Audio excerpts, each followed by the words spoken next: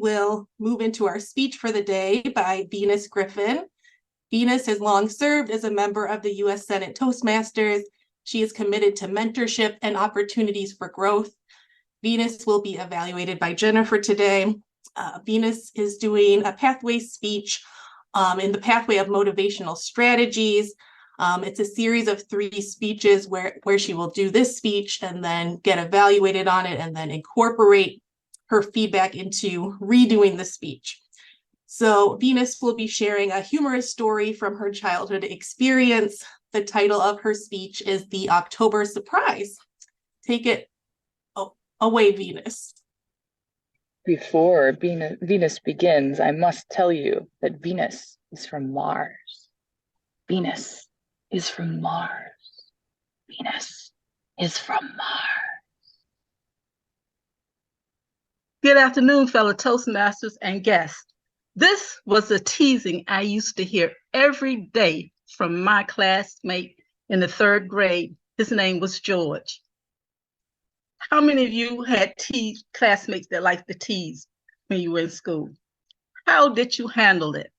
But this is a story that brings a smile to me from my childhood, even to this day.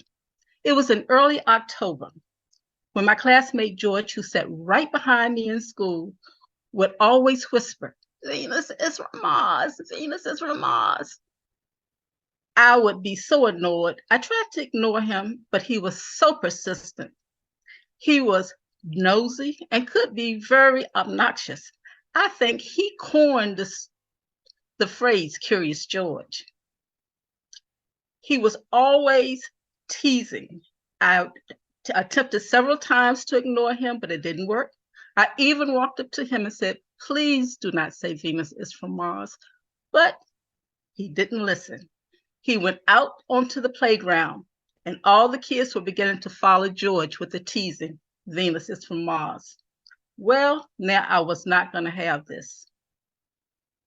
The next time George came up to me saying, "Venus is from Mars," I looked him with my serious face and said, "Oh, no, I'm not.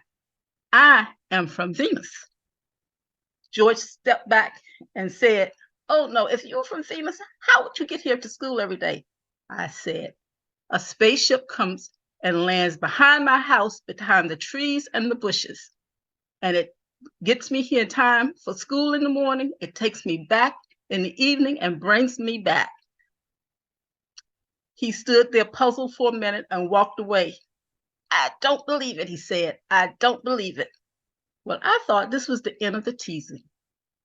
I didn't hear from George for several days until one day, while I was sitting on my porch coloring in my coloring book, up walks George. Now, this was a surprise for me because I knew George lived all the way across town. He had no reason to be in my part of town coming to my house. Little did I know he had a cousin that lived down the street and around the corner. So George was coming to my house to look for what? The spaceship.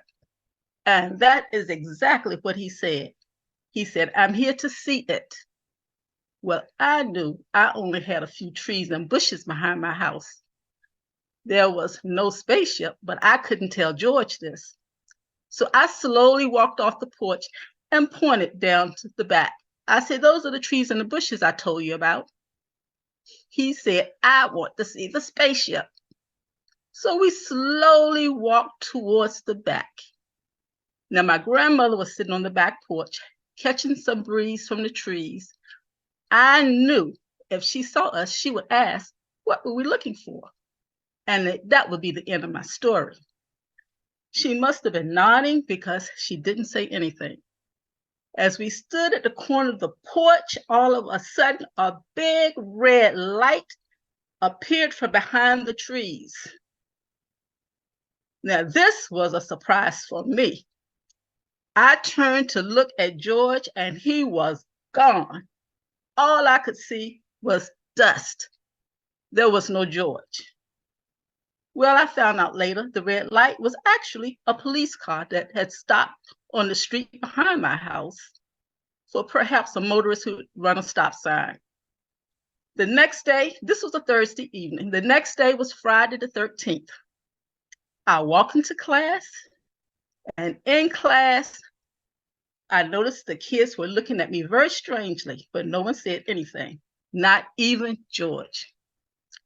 It wasn't until recess that my best friend told me George had come in that morning and told everybody that he had come by my house and he saw the spaceship.